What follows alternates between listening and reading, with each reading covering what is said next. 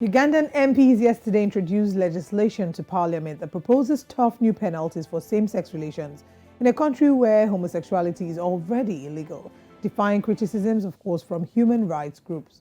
The Speaker of Parliament, Annette Anita Among, referred the bill to a House committee for scrutiny, the first step in an accelerated process to pass the proposal into law.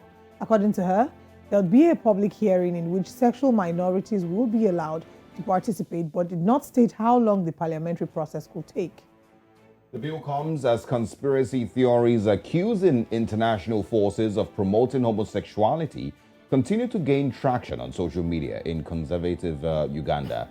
Under the proposed law, anyone who engages in same-sex activity or who holds out as LGBTQ could face up to 10 years imprisonment.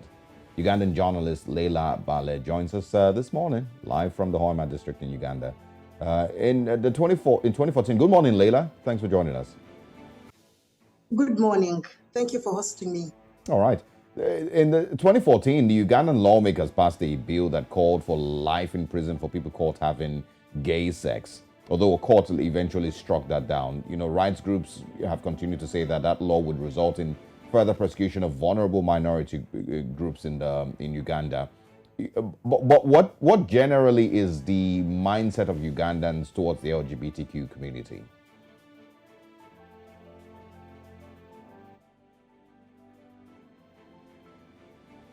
Leila, can you hear us?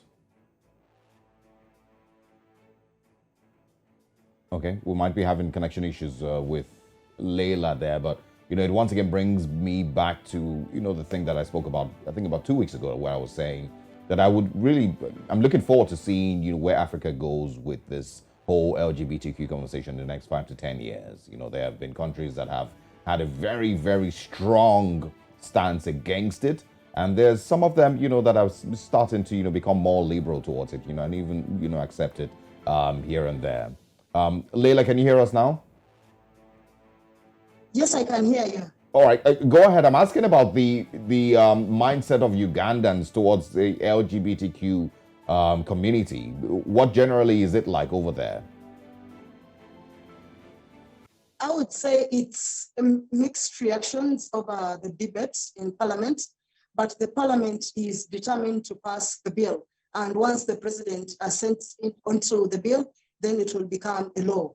Parliament is determined, and yesterday the Speaker of Parliament, Annette Anita Among, told legislators that they should not panic. She is going to give them the support that they need in order that these people pass the bill and the President assents to it as a law.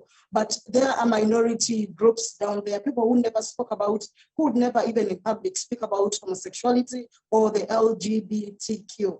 Currently, some of these, when you look on Twitter, people have started speaking about it freely, and some are in support of the homosexuals and say that these people have their own rights. But the Speaker of Parliament yesterday said it is time that the Committee of Parliament that is going to, the Legal Parliamentary Committee should give chance to the minority groups as well to also come up and speak about, they should get their views in regard to this bill. Because in 2014, the law was quashed by the court on grounds that the Parliament lacked quorum in this regard. And this time, Parliament is determined to ensure that the bill is passed with the right procedures and all the processes.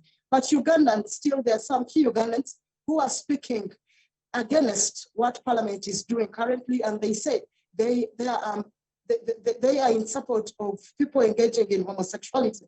But the biggest number of Ugandans are against it, and they say, no, it is time Parliament helps us out, because the African culture has started to fade away. There is the invasion of the Western culture. Previously, matters regarding sex, matters regarding homosexuality would not be spoke about in our African setting here in Uganda in public. But currently, these are some of the debates.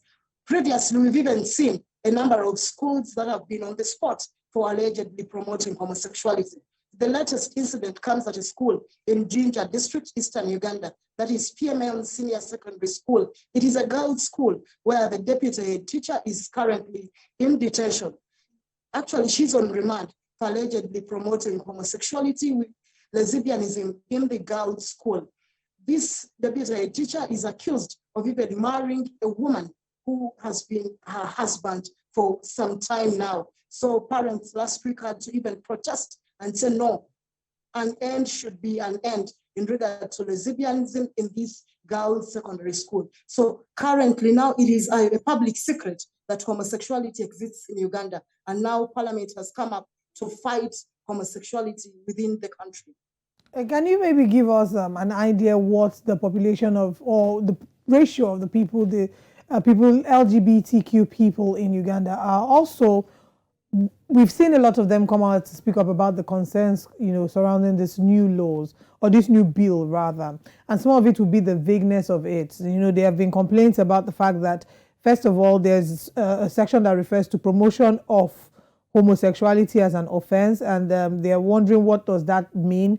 There's also complaints about criminalizing, the law criminalizes aiding and abetting of homosexuality, and they're asking questions as to what really is aiding and abetting. The law also criminalize attempts and conspiracy. So there are lots of questions that have been asked that, some of these words that have been used in this bill, what exactly do they mean? What is aggravated homosexuality? What, do these terms mean? So from some of these concerns that we've had, can you share with us other concerns that you've heard people speak up about as regards to this law, and give us an insight into what the ratio of the LGBTQ community in Uganda is like?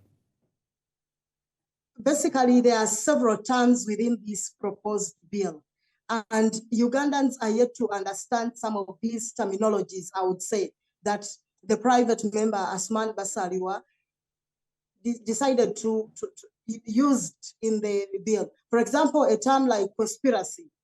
Many people really are not understanding what it means, and some of them might be held accountable in case probably they disseminate this information or share information regarding the LGBTQ in the country. Then when it comes to aggravated, let's say aggravated homosexuality or aggravated lesbianism and all that, we've seen that there are older people that are even recruiting young girls in schools, young boys in schools, and some of them are even their teachers who are recruiting young girls as the age of 17 or 16 or 14 to basically engage into such acts. So it is now that Parliament comes up when it is making public hearings regarding this bill to sensitize Ugandans, because many Ugandans do not be held liable beyond they did not even really understand some of these terminologies. That is why at times there's activists who usually even request that some of these bills be translated into local languages that the rural person, the person on the ground in the village, really understands what exactly they are trying to mean. Because if these terminologies can be understood by only people who have gone to school or even the lawyers themselves, for example, the person who is spearheading the bill, Asman Basaliwa, is a lawyer and everyone knows. And some of these terms might be, hard for even the parliamentarians themselves to really understand. So for me, I believe that Ugandans, there is that information gap that, they need to really come up and start sensitizing Ugandans during the public hearings about what these terminologies really mean. For example, conspiracy. What does conspiracy mean? And on what grounds can someone be held liable? Then when it comes to technologies, that one as well should be explained. All right. There's a lot of it, that, that needs to be unpacked with this, but I think most importantly, we also need to hope that the Ugandan, society doesn't see this as freedom to persecute and to attack, members of the LGBTQ community in Uganda, unlawfully. But thanks very much for sharing with us. We will follow up on this story and see where it leads. Thanks for your time.